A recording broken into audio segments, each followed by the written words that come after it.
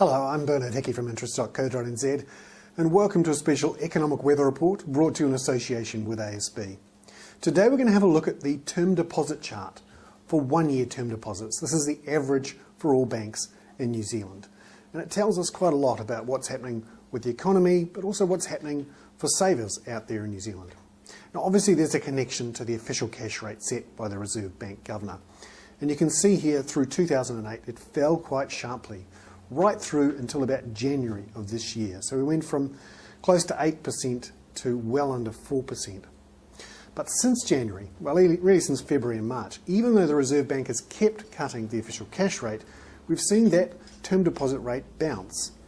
It has been stable for the last couple of months, around about the sort of 4.5%, in some cases where there's a bit of competitive action, around 4.5%, 4.6%.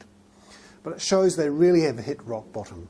So even though the official cash rate is down at 2.5%, we have term deposit rates up at 4.5%, and if anything, the trend is upwards as banks compete hard for those term deposits.